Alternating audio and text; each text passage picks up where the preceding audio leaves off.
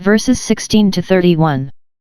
The appointment of the Passover sacrifices, not that which was the chief, the paschal lamb, sufficient instructions had formerly been given concerning that, but those which were to be offered upon the 7 days of unleavened bread, which followed it, v. 17:25.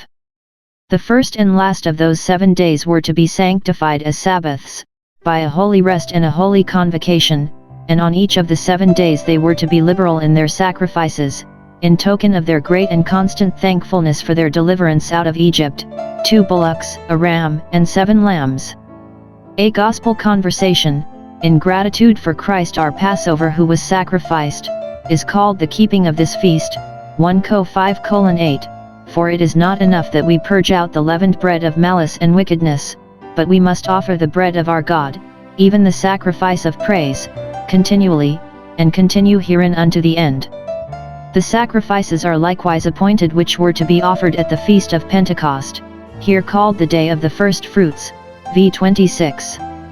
In the feast of unleavened bread they offered a sheaf of their first fruits of barley, which with them was first ripe, to the priest, Leviticus 23:10, as an introduction to the harvest, but now, about 7 weeks after, they were to bring a new meat offering to the Lord, at the end of harvest, in thankfulness to God, who had not only given, but preserved to their use, the kindly fruits of the earth, so as that in due time they did enjoy them. It was at this feast that the Spirit was poured out, Acts 2:1, etc., and thousands were converted by the preaching of the apostles, and were presented to Christ, to be a kind of first fruits of his creatures. The sacrifice that was to be offered with the loaves of the first fruits was appointed, Leviticus 23:18.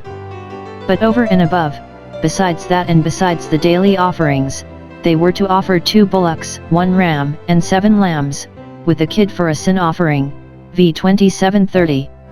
When God sows plentifully upon us he expects to reap accordingly from us. Bishop Patrick observes that no peace offerings are appointed in this chapter, which were chiefly for the benefit of the offerers, and therefore in them they were left more to themselves, but burnt offerings were purely for the honor of God, were confessions of his dominion, and typified evangelical piety and devotion, by which the soul is wholly offered up to God in the flames of holy love, and sin offerings were typical of Christ's sacrifice of himself, by which we in our services are perfected and sanctified.